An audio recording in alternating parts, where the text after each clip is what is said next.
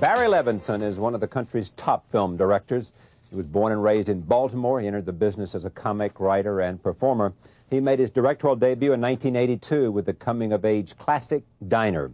It marked the first of his Baltimore films, which include 10 Men and Avalon.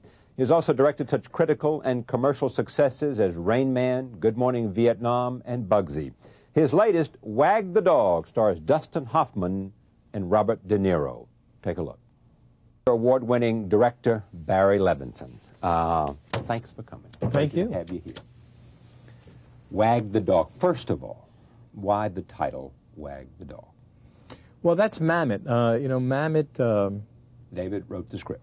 Yep, he wrote the screenplay, and he hit on that title, and it just seemed, it worked. I mean, with the beginning we explained, why does there's a tail wag the dog, that whole, that riddle to that.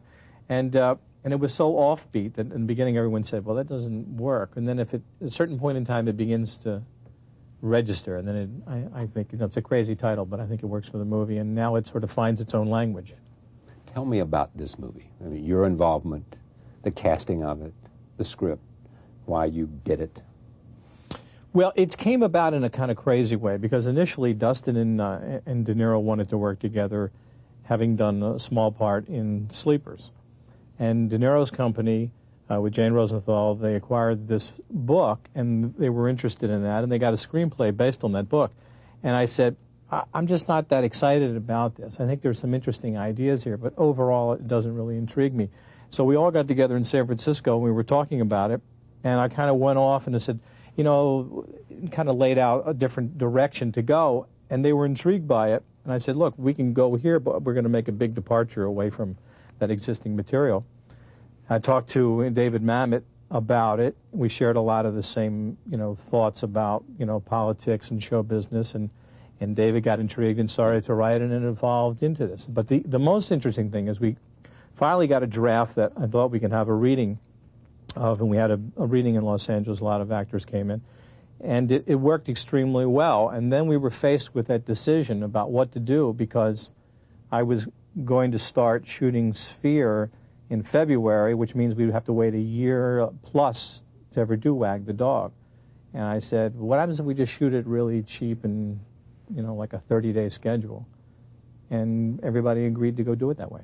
But it's about what, in terms of your mind, politics, how television, in a sense, has distorted the nature of our democracy. How you can twist and reshape and basically blur the areas so that it becomes almost sleight of hand. You divert attention from the issue to something else. You move the story to another story. Right. If the story of people forget about Scandal. Then you move to that, and you know that you're playing with a short shelf life of maybe, because at some point the press isn't going to catch up. So you might have a day and a half. Yeah. At that point you got to move past it to another story and keep doing it, because in the end, which is more important? The story that you lay out, because if that's a good enough story, the truth that is found out may not be as good a story, and it won't matter. If you take the Gulf War and the woman who went and testified about babies being thrown out of incubators. This is Washington in Kuwait, and in Washington, D.C., a right. Kuwaiti woman who turned out the story wasn't quite true. Wasn't true. And she testified before Congress right. as to how horrible those people were and what an inhumanity and obscenity it was. And it wasn't true. It wasn't true. And it was a PR firm that worked on it. But by the time the real story came out, no one remembered. Yeah, and the war was over. And then they're on to another issue. So it's how you can use and manipulate and abuse, the media for short periods of time. And that's the kind of game they play. And what does that say about us? Well, it says that we all have a lot to learn. We're all going to have to get a lot smarter about it. Everyone from, the American public to the media, and how all that manipulation takes place. Because there are people whose job is to find out how to move you to another place, to divert the attention from the real issues and what is really important and what needs to be taken care of. And it's kind of a shell game, and it's a very, very sophisticated game. Now, it's one thing to find some young Kuwaiti person who will go and testify before Congress with with the approval of significant people. That's one thing. It's another thing to create a war on television. Is that going over the top? I sat with one of the three anchormen after this, and he said, I didn't like it. I said, why? You know what I'm talking about. I said, why? He said, it's just over the top. He said, De Niro showed it to me, and I told him that before he made the film. Uh-huh. Over the top, it's unbelievable. Couldn't happen. It makes us look more stupid than we are. Well, because I think he's extremely sensitive to the fact that you can. There's no question that you can fabricate videos that will be credible. Right. You know, we're not trying to stand up and say this is the ultimate. This is an indictment of it all. I mean, it is a satire. But you can, with the technology, create videos that are so credible that they will have an enormous impact once they are put on television. Once they are found out to be fake, we may be past that point in time. There's no question that you can fake things. Can you do it for a long period of time? No. They only get away with it for about 4 or 5 hours on television in our movie. Yeah. Before the CIA is already on, so spy satellites say this is not happening. That didn't happen, yeah. And then that story is dead, and then they moved on to the war hero story, and they keep moving it down the line. You know, so I understand the sensitivity certainly to a news anchor, because it hits at a place that can be not always, you know. Tell me what satire is, in a sense. I mean, we know that you take the extreme to make a larger point. Mm-hmm. What else is it to you in terms of? Well, it's getting harder, because sometimes you feel like we're living in a satire. I mean, there are so many things that come up on a daily basis that we go, what? Yeah, exactly. Are you kidding me? Yeah, I know. That's too crazy. It wouldn't happen. It can't happen. A woman would not accuse the president of taking his pants down, you know, and just day by day, there are these stories that keep emerging that almost seem completely preposterous. And even obscene, too. I mean, you look at what's happening in Algeria, you say, nobody is that. That wouldn't happen. They wouldn't do that to women and children. Same thing happened with ethnic cleansing in terms of the horror scale. Yeah. Things you think are absolutely beyond comprehension do in fact happen. And so what you do, if you're using, you know, when you're playing with satire in a sense, is that you have to take something that is familiar enough to be able to twist it. Someone said, well, you know, we know about some of these things. I said, of course we do. We have to know the game in order to make fun of what's taking place. You know, that's where satire works. You have to take that which we are familiar with, and then you kind of twist it and turn it on its head, and you expose us all for being, you know, less than, you know, terrific. Before I show the clip and we talk about the making of this movie, do you think, I mean, you think we're in trouble here in our society because of the capacity to do this, to fool the American people?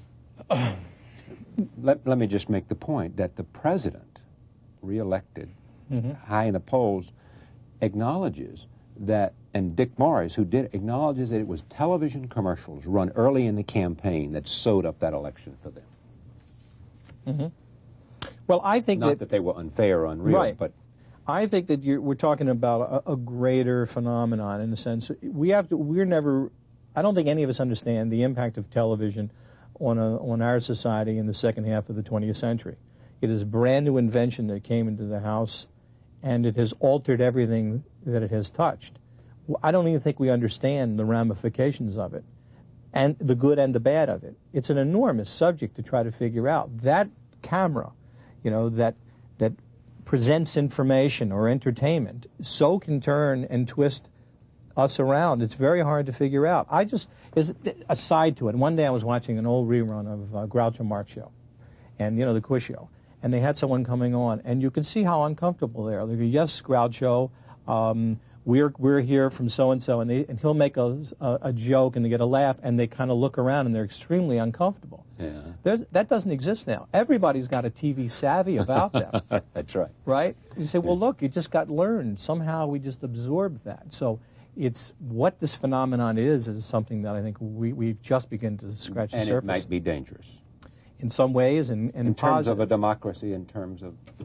Yes. I think there is a real downside to it because we're reacting instantaneously to events and we're not getting an overview. We're getting piecemeal information, and we have like to hit the switch right away rather than taking in the full context of what it means. Let's roll another tape. It's great. It is great. I mean, you laugh, and you've seen it 100 times. I've seen it 100 times. He makes me laugh, and I love the way Dennis feeds him the line and that. Yeah, He's taking off his shoe and all that. I mean, I had a terrific time doing it. I think we all enjoyed it, and the fact that we had to do it in such a different fashion, shooting so quickly and they had so many lines to learn, and pages per day or whatever, but it was a great experience. And I'm still amused when I watch it. I am too. I mean, I'm I saw glad it that once. you are. That's great. Well, I'm from the South. I mean, you know, I'm one of those places you didn't know it play well, you know? That's what's terrific.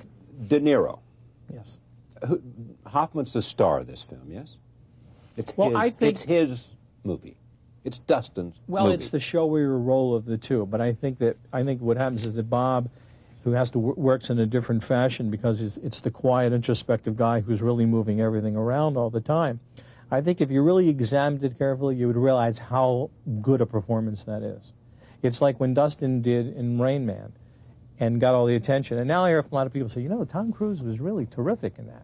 And I think the same thing applies, because one is the showier role, but if you look what Bob has to constantly do to make it all hang together, because he really has to center the movie. Tell me about Rain Man and Cruise and Hoffman in that film. I'll come back to Wag the Dog. The performances you got out of them and what you had to do. This is a film that if you described it to some executive and said it's going to make $500 million or whatever it ended up making, he would have said, Impossible. Impossible. Yeah. Tell me the story again. It's about, you know. Yeah. No, it wouldn't have, on face value, look, we didn't even do that well. We opened up at a $6 million weekend. Yeah. You know, when you think of movies doing $40 million weekends, we did $6 million to open, you know, and ended up doing $175 million domestic and $230 million foreign or whatever it was. Yeah, and then you had video and the rest of it. But it worked. It kind of got in there and it worked on a certain level, and it was just those two guys on the road. Is this the kind of movie you really like to make? I mean, you look at Dinah, you look at Rain Man, you look at Good Morning Vietnam, you look at this. What do they have in common? Characters, strong characters. You know, you don't always have to identify with them completely, but I think you can appreciate, you know, what they are. I think there's that thing that somehow an audience connects to. And there's a looseness about it. I mean, it's got to be a little open-ended. I mean, we did a lot of improvisational stuff in Rain Man, where we made up a lot of segments on the road. When he was in the motel and he wouldn't go out, it was all made up, you know, improv stuff that was, you know, put together, you know, in a certain fashion. But to let the actors have the freedom and let that role really grow as we were literally crossing the country. Roll tape, Rain Man, Dustin Hoffman, Tom Cruise. You sit and watch these movies as I play them back, and you're in love with movies. I do like movies. I mean, you sat there as if you had just seen it for the first time. Yeah, well, I haven't seen it in years, actually. I almost never watch the movie once I finish it. Really? No, because it's done, and what can you do except sit and watch? So I never And do worry it about to the be things you didn't entertained do. by it. Yeah. So.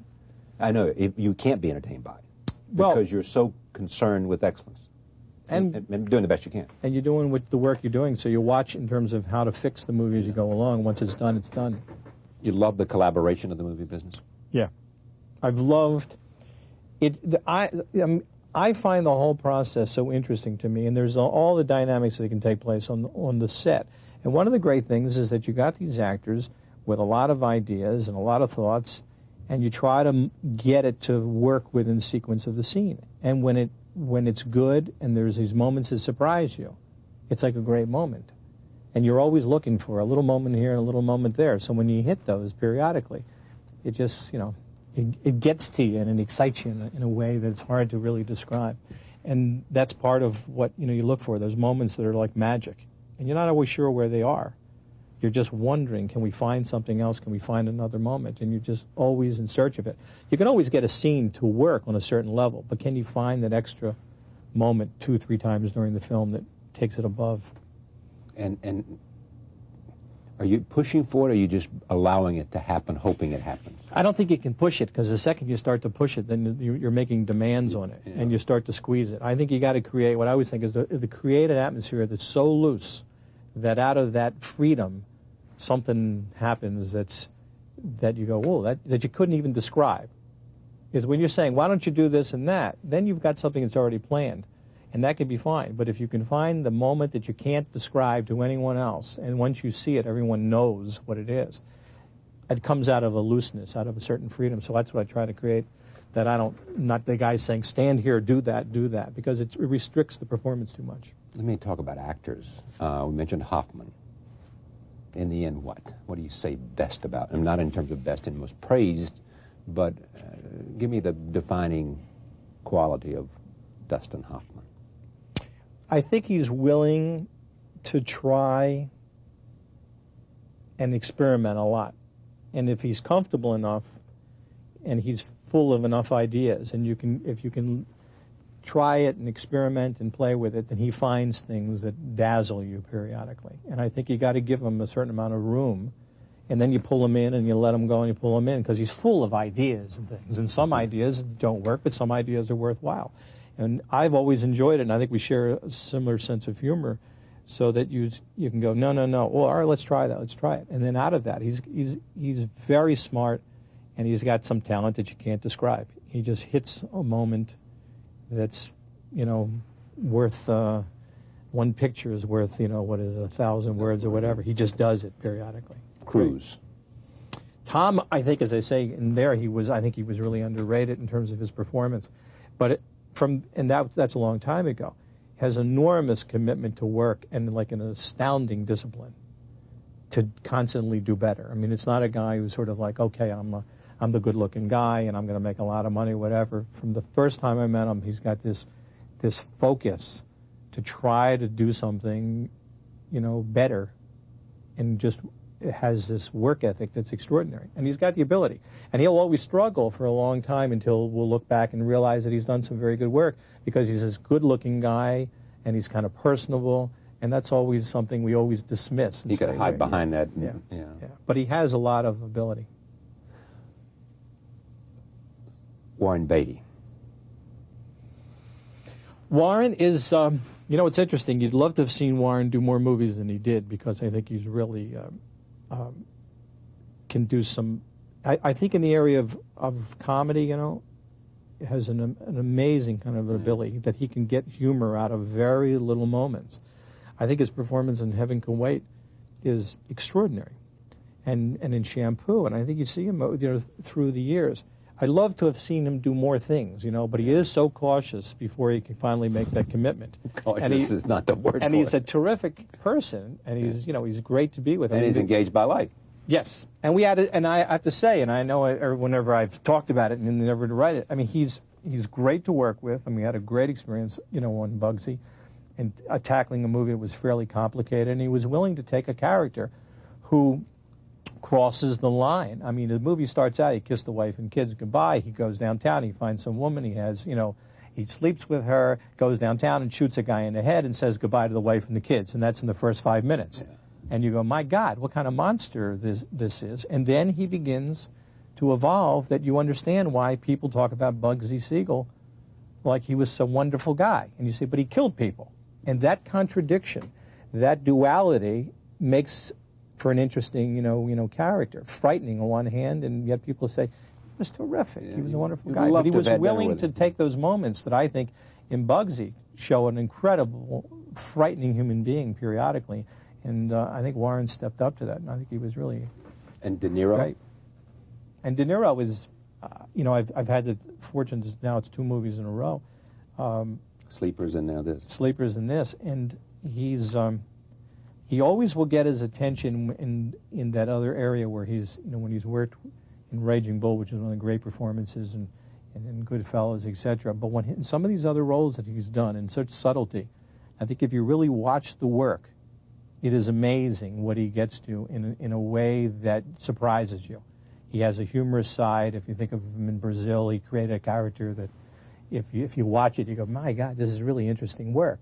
He doesn't always get the credit in those other areas, but terrific, character. Much more internal in trying to figure things out, and when you talk about it, because he's much quieter and everything else.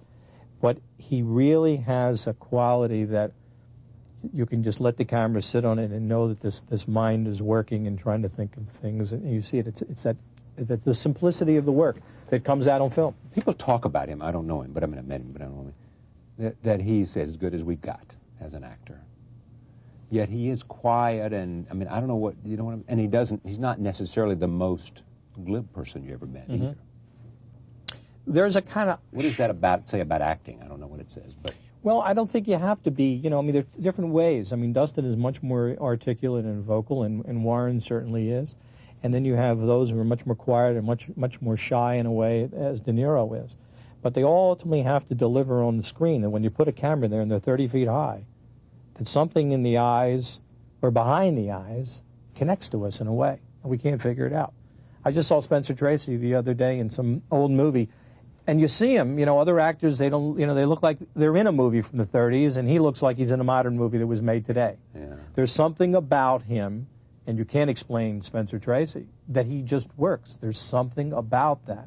And I don't think you can't even teach it. You can refine moments, you can have better moments, but whatever that is, that some people have that ability that you know, that comes through the screen that makes it work. You can have a career without it, but you'll never be great unless you have it. Yeah. And you can see it, and you can spot it. You can see it in a young actor. You can see it in a young actor. Sometimes you can't see it meeting the person. Sometimes you have to actually, you know, they live on screen. It takes somebody who's a young actor coming into his own, like Billy Crudup. Mm-hmm. You see it? Well, we use them in Sleepers. I know you did. That's why I brought it up. I saw him on videotape. Yeah. You know, because he was with a group of actors, and I hadn't had a chance to meet him yet, so I happened to see him on the videotape. And the second I saw him on videotape, I thought, well, this guy is really fascinating. But was it the eyes and all of that? I don't know what it is. But something you can watch 50 people, and you'll see one, and all of a sudden you kind of look, and you go, what is that all? It's something to get you. Now, can most people do that, or is that what good directors can do? In terms of spotting it? Spotting it.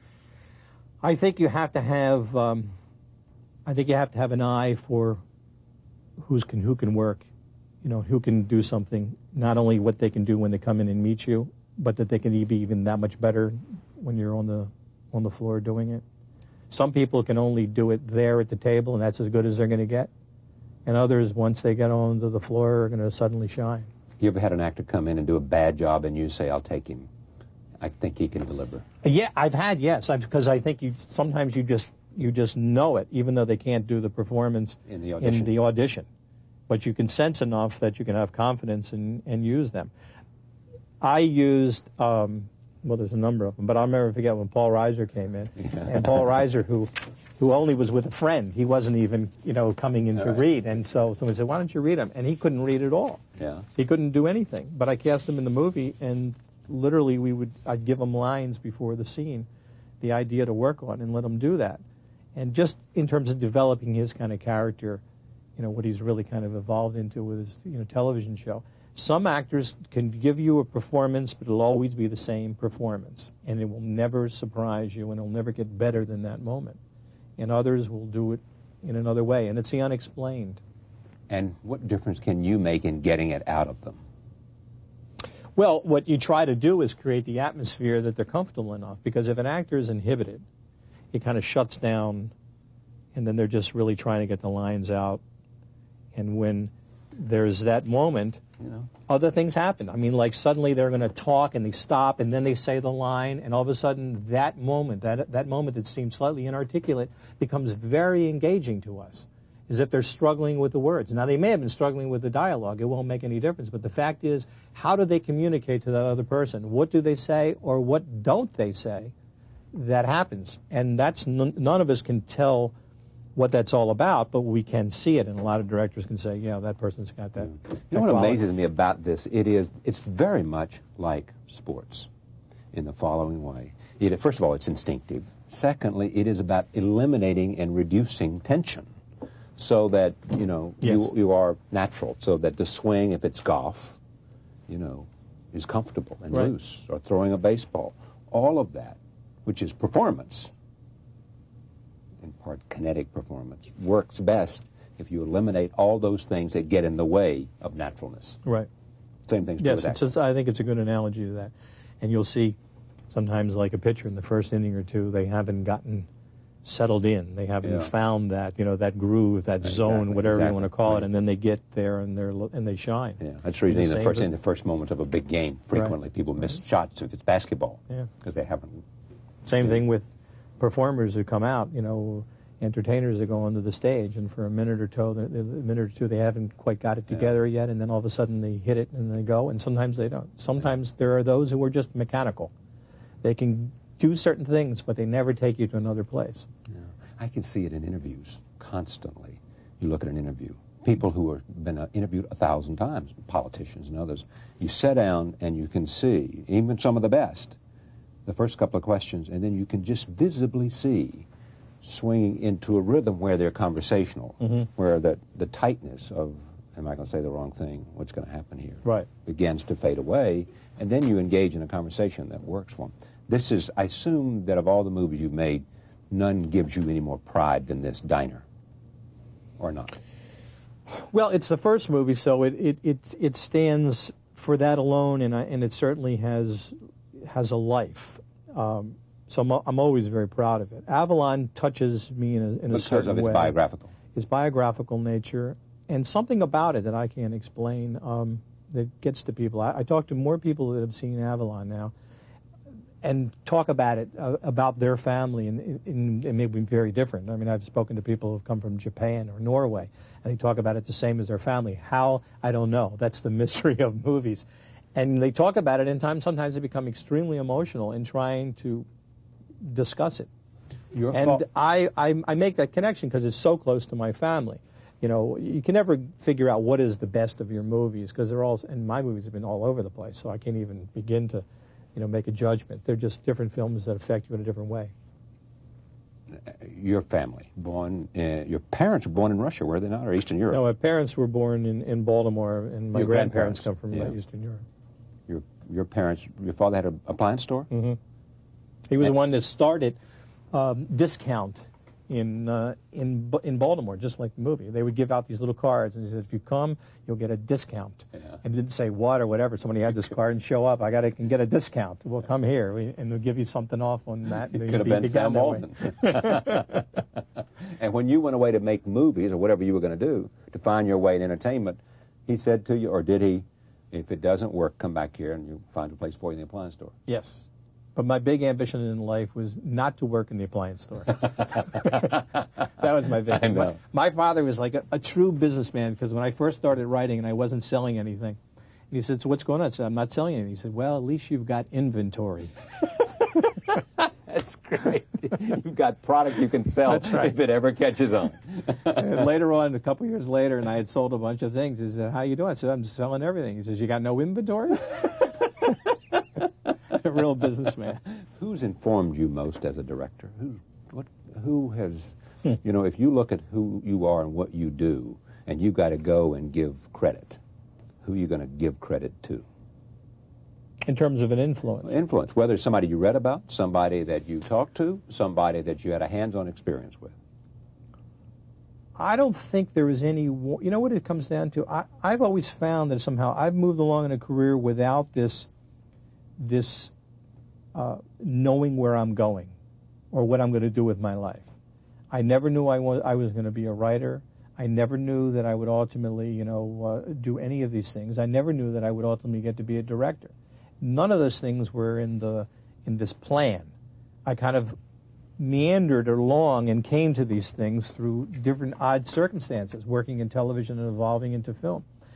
And I don't know that I've been influenced by as much as the fact that I am so fascinated by characters and stories, and they come to me in a way that you finally try to write it or read it and you want to get it made, because there's a way you see it. So I can be in awe of, say, John Ford as a director and say, this man was truly brilliant, and you can watch movie after movie and see what he did. But I could never apply anything that John Ford did to what I do, because the second I read something, I have an image in my head about the way it ought to go. And so I can't utilize. I mean, I talked to some directors and said, well, I love that shot when Ford did the thing, he came around, blah, blah, blah, when Kubrick did the thing, and they use it and they understand it. I don't know how to do it. Yeah. I can admire it, but I don't know how to apply it to what I do. Yeah. So, I mean, I think you look at certain people and as giants. I mean, there's no question that Orson Welles was an extraordinary talent, whether it was in Citizen Kane, or whether you look at The Magnificent Ambersons, which is like, a movie that's been cut up, has moments in it that are so astounding. You say that this guy, must have come to Earth, from some other place, who had a different mindset. Yeah. And the way he orchestrated sound and the way he moved his camera. He was a brilliant, director in all ways. I could admire it. I could never be able to, say, all right, I'm going to borrow, I'm going to use. I can't do any of that. So there's this great talents out there that I can only sit back as an audience and enjoy. What's your biggest disappointment? Biggest disappointment? Well, there's always a bunch of things that you don't think you ever, I think that probably Toys for me was the biggest, because I was really pushing to try to do an absurdist, surrealistic comedy that was like, people living in a box, that was a house that opened up, it was just a complete otherworldly experience. And I think that got caught in a thing where the people who were at the studio left, and then the people who were there so despised it, and it never quite had a chance to see the light of day. And then the reaction to it was so crazed in a way that I never understood it. I remember when Vincent Canby said that it included a decapitation sequence, and I went, gee, the woman's head pops off. She's a doll. She's got springs in her neck. She's a doll. A decapitation sequence. Yeah. So I'm saying, well, what did I do here? I mean, I know I was pushing the envelope to try to do something we've not seen in American film, but I didn't know that there people were, in that area when he gets so angry about it. At best you can say, well, it was a nice attempt. It didn't quite work. But so that would be the biggest, I think, disappointment. On the other hand, you can't run away from trying and gambling, because then you begin to inhibit yourself, and then you shut your system down, and you keep looking for what's going to work, and you never know that. You got to go on your gut. What do I like? What makes me laugh? What makes me cry? What pulls me in? What makes me want to take this journey and then bring other people into it? And the second you start to guess it and figure it out and work the odds of it all, then you destroy it. So you would not have made Wag the Dog at the beginning when you first saw it because it didn't touch you, give anything to you, yet when you began to work with it and say, if we could go this way, it spoke to you and you wanted to do it. You're talking about the original, when reading the original screenplay and book. Yeah, because I didn't see enough that got me motivated enough to make that commitment. And then finally, when we evolved to the script, that David did, then you can get all excited about all of the ideas and the characters you're going to play with. And then you take that shot. You say, okay, politics and Hollywood, is that big commercial stuff? I don't know. It makes me laugh. Yeah. And you say, and it's amusing and it's about something. You got to go for it and you see what happens. Barry Levinson, thank you very much. Pleasure. Thank you. Enjoy.